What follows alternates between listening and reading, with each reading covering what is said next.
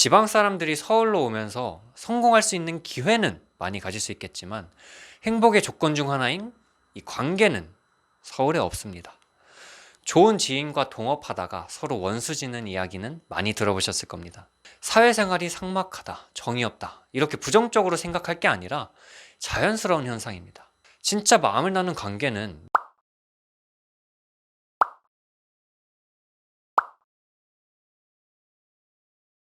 안녕하세요. 마인드볼을 굴려라 민우브로 민부입니다. 상경이라는 단어 많이 들어보셨나요? 상경은 윗상자와 서울 경자로 이루어져 있는데요. 대부분의 지방이 지도상 밑에 있고 서울이 위에 있어서 윗상자를 쓴다고 합니다. 즉 지방에서 서울로 간다는 뜻이죠. 이렇게 단어까지 있을 정도로 지방에서 서울로 가는 사람이 많다는 이야기입니다. 오늘 이야기는 이런 분들이라면 꼭 보셔야 합니다. 상경한 지방 출신들, 주변에 상경한 지인이 있는 서울 사람들, 상경할 계획이 있는 지방 사람들, 상경한 지인이 있는 지방 사람들. 네, 웬만한 사람 다 해당되죠. 뉴욕에는 전 세계 사람들이 모이는 것처럼 서울에는 전국 사람들이 모입니다. 왜 사람들이 뉴욕으로 몰릴까요? 성공하고 싶어서죠. 이처럼 서울 또한 성공하고 싶어서 전국의 사람들이 모이는 곳입니다. 지방에서는 서울에 취직했다고 하면 좋게 보는 편입니다. 일반화할 수는 없겠지만 성공했다고 생각하는 분위기죠. 그런데 그 어려운 취업을 하고 성공의 기회를 잡았음에도 불구하고 서울에서의 삶을 포기하고 역상경하는 사람들이 있습니다. 다시 지방으로 간다는 이야기인데요. 이런 분들이 생각보다 꽤 많습니다.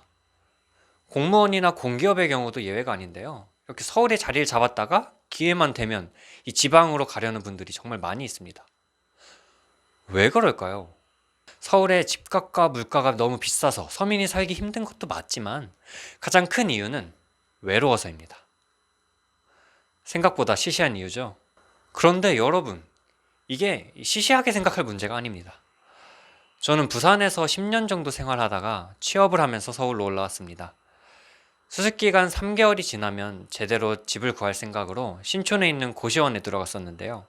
처음에는 가족들도 기뻐하고 취업했다는 기쁨에 취해서 그냥 마냥 행복했습니다. 그런데 막상 서울에서 지내면서 혼자 있으니까 이게 너무 외로운 거예요. 제 네트워크는 다 부산에 있었기 때문에 서울에서 만날 수 있는 사람이 없었어요. 평일 저녁 시간, 주말에 자유 시간이 오면은 너무 기뻐야 하는데 하나도 안 기쁘고, 또 그래서 부산에 있는 지인들에게 자주 연락하기도 했는데요. 심지어는 부산에서 활동하던 봉사단체에서 줌 회의를 하는데 그 회의까지 들어갔습니다. 낄끼빠빠를 해야 되는데 의지할 곳이 부산 지인들밖에 없었어요. 하지만 그들은 부산에서의 삶을 살아가기에도 바쁘기 때문에 먼 서울에 있는 저를 신경 쓰기는 어려웠습니다. 몸이 멀어졌다고 마음도 멀어지다니 너무한 거 아닌가 싶은 생각에 지금까지 인생 헛살았다는 생각도 하면서 이 인간관계에 회의감을 느꼈는데요.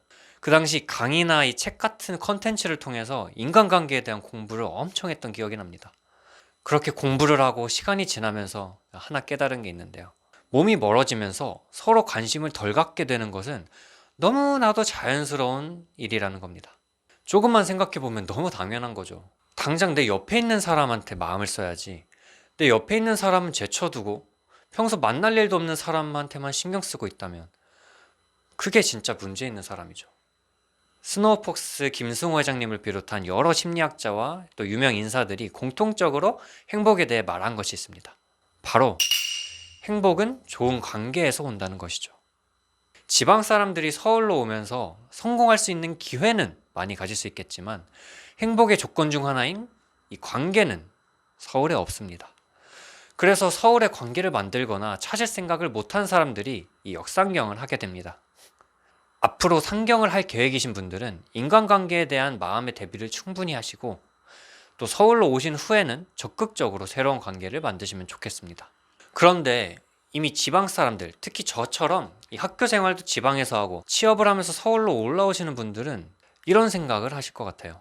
서울에서 자연스럽게 친구를 사귈 기회가 없어요. 특히 이 회사에서는 진짜 친구를 사귀기가 왠지 어려워요. 네, 맞습니다. 회사 사람들은 동료일 뿐 찐친이 되는 사람은 아주 드뭅니다. 그 이유는 회사 사람들끼리는 이해관계가 얽혀있기 때문인데요.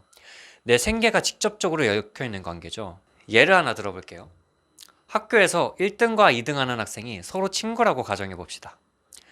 1등을 하냐, 2등을 하냐에 따라서 서울대 입학과 1, 2년 재수가 결정된다면 과연 1등과 2등은 서로를 진심으로 응원하고 도울 수 있는 친구가 될 수 있을까요? 불가능한 것은 아니겠지만 대부분의 사람들에게는 쉽지 않은 일입니다. 사회생활이 삭막하다, 정이 없다, 이렇게 부정적으로 생각할 게 아니라 자연스러운 현상입니다. 진짜 마음을 나눈 관계는 내 마음을 이야기하는 과정이 필요한데 회사에서는 그 인간관계가 마음을 다 털어놓기 어려운 구조입니다. 마음을 털어놓는 거에 대한 위험 부담이 너무 크죠. 좋은 지인과 동업하다가 서로 원수 지는 이야기는 많이 들어보셨을 겁니다. 같이 어울리고 노는 것과 함께 생계를 위해 일하는 것은 전혀 다른 일입니다. 그리고 나이가 들면 들수록 자신만의 가치관이 형성되고 또 뚜렷해지고 잘 변하지 않습니다. 학생 때는 나와 안 맞아도 같은 반이니까 등의 이유로 내 가치관을 쉽게 바꾸고 어울리지만 나이가 들면 가치관이 안 맞을 때 서로 어울리기가 쉽지 않습니다. 학교 때처럼 억지로 볼 일도 없고 또 안 만나면 그만이니까 서로 가치관이 맞지 않으면 친구가 되기 어렵습니다. 그래서 어렸을 때에 비해 친구를 만들기가 더 어렵고 그 상태에서 지인이 아예 없는 서울로 오게 되면 더욱더 외로움을 느끼게 되는 거죠. 이렇게 나이가 어느 정도 찬 상태에서 서울로 오시는 분들은 또는 타지로 가시는 분들은 서로 가치관이 맞는 사람들끼리 모인 커뮤니티를 찾고 가입하시는 것을 추천드립니다. 커뮤니티를 찾는 방법은 대기업 같은 큰 회사에 재직 중인 분들이시라면 같은 취미가 있는 사내 동호회를 찾는 방법을 추천드립니다. 그리고 다른 분들은 네이버 카페 같은 곳에서 찾아보는 방법도 있고요. 어플로는 소모임이라는 어플이 있습니다. 생각보다 다양한 모임들이 잘 활성화되어 있는 어플인데요. 저도 댄스 동호회에 관심이 있어서 연락을 했었는데 제 춤 실력을 보더니 탈락됐습니다. 네, 저는 씁쓸하게 실패했지만 제 친구 중에는 이 어플로 좋은 사람들을 만나고 또 결혼까지 하는 분들도 있었어요. 그러니 필요하신 분들은 잘 활용하시기 바랍니다. 이렇게 커뮤니티에 가입하고 여러 지인들이 생겼음에도 불구하고 지방에 있는 친구들처럼 편하지 않고 또 불안한 분들이 있을 수 있습니다. 그 이유는 여러분들의 마음에 안정감이 없기 때문이죠. 정확하게 말하면 인간관계에서 안정감을 느끼지 못하고 있는 여러분의 그 마음 상태가 문제입니다. 제가 의무소방 재직 시절에 결혼을 앞둔 한 소방관님과 이런저런 이야기를 나눈 적이 있는데요. 그런데 제가 이해하기 어려운 말을 하나 하셨어요. 사랑해서 결혼한다기보다는 빨리 안정감을 찾고 싶어서 결혼한다고 했습니다. 상대를 엄청 좋아하는 것도 아닌데 이 안정감 때문에 결혼을 한다니. 저는 그때 도저히 이해를 할 수가 없었어요. 그런데 제가 서울로 올라오면서 서로 깊었던 인간관계들도 이 몸이 멀어지니까 마음도 멀어지고 서로 사는 환경이 다르다 보니 이야기도 점점 안 통하고 이야기할 거리도 없고 깊었던 관계의 끈이 점점 얇아지고 또 끊어지는 것을 보면서 더 중요한 끈이 필요하겠다라는 생각을 했고 그래서 이 안정감 때문에 결혼한다는 말이 그때서야 이해가 됐습니다. 결혼은 내가 어디에 살든 떨어져 살든 무슨 일이 생기든 나만 바라보고 나를 생각해주는 사람이 세상에 적어도 한 사람은 있다는 것을 뜻합니다. 이것은 어마어마하게 큰 마음의 안정감을 가져다 줍니다. 하지만 여러분, 결혼은 하나의 방법일 뿐 안정감을 가질 수 있는 그 본질은 아닙니다. 결혼이 안정감을 가져다 주는 이유는 그 본질은 믿음입니다. 결혼이라는 것을 통해 서로 평생 함께 할 것이라는 그 믿음이 생겨서 이 안정감이 생기는 것이지 이 믿음이 없다면 결혼을 해도 소용없습니다. 부자들이 더 과감한 도전을 할 수 있는 이유는 실패해도 괜찮다는 믿음이 있기 때문이죠. 자신의 통장 잔고를 믿는 걸 수도 있고요. 은행도 얼마든지 파산할 수 있는데도 불구하고 은행과 정부를 믿기 때문에 우리는 은행에 돈을 맡기면서 또 마음의 안정감을 갖고 살아갈 수 있는 것입니다. 이처럼 믿음은 어디에든 정말 중요한 요소입니다. 인간관계에서는 어떻게 적용해 볼 수 있을까요? 인간관계에서 안정감을 느끼고 행복하게 살아가려면 나를 사랑해주는 사람들이 어딘가 반드시 있다고 믿어야 합니다. 바로 믿을 수 있다면 제일 좋겠지만 인간은 의심이 많은 동물이라 그러기 힘들죠. 그래서 하나 추천해드리는 방법이 있습니다. 철저하게 혼자가 돼보십시오. 아니, 지금까지 실컷 관계가 중요하다고 말해놓고 혼자가 되라니. 이게 뭔 멍멍이 소리입니까? 네. 제가 말씀드리는 것은 이 평생 혼자 살라는 것이 아니라 일정 기간을 두고 또 그동안 인간관계에 대해 목매지 말고 혼자가 될 생각으로 한번 살아보라는 것입니다. 흥미로운 연구 결과 하나를 소개해 드리겠습니다. 이 부부 중에 한쪽이 먼저 사망했을 때 다른 한쪽이 얼마나 더 살아가는가에 대한 연구였는데요. 아내가 먼저 사망한 남편들은 아내가 살아있는 남편들에 비해서 얼마 살지 못하고 죽었습니다. 그런데 남편이 먼저 사망한 아내들은 남편이 살아있는 아내들보다 더 오래 살았다고 합니다. 여러 가지 원인들이 있겠지만 가장 큰 원인은 그 사람의 마음 상태입니다. 과거 집안일은 여자가 다 도맡아 했었고 여자들은 또 집안에서 남편 없이 혼자 살아가는 시간이 많았죠.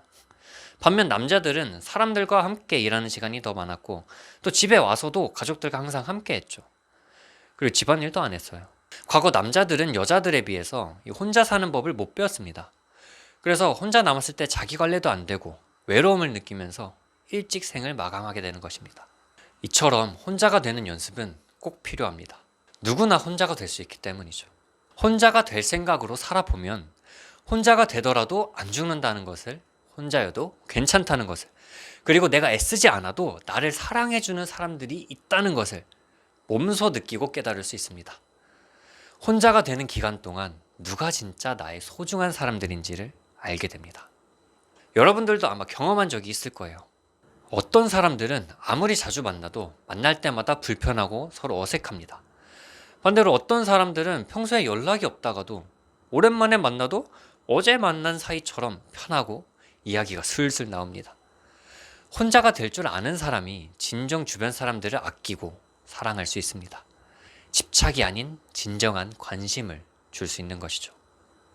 여러분, 인간관계 때문에 고민할 시간에 나의 그 소중한 사람들에게 필요한 사람이 될 생각부터 하세요. 그러면 다른 사람들도 알아서 여러분들을 찾게 될 겁니다. 많은 사람들이 상경하는 이유는 성공하기 위해서입니다. 하지만 성공은 행복이 아닙니다. 성공을 찾기 이전에 행복한 인생을 먼저 생각하고 행복을 위해 좋은 관계를 형성하세요.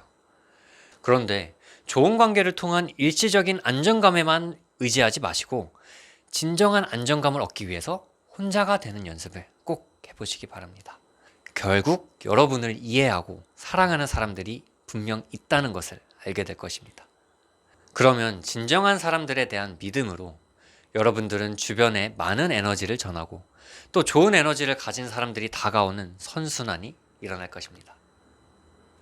도움이 되셨다면 좋아요와 구독 부탁드리고 댓글로 많은 의견 남겨주시기 바랍니다. 모두가 마인드볼을 굴리는 그날까지 민부가 여러분과 함께 하겠습니다. 감사합니다.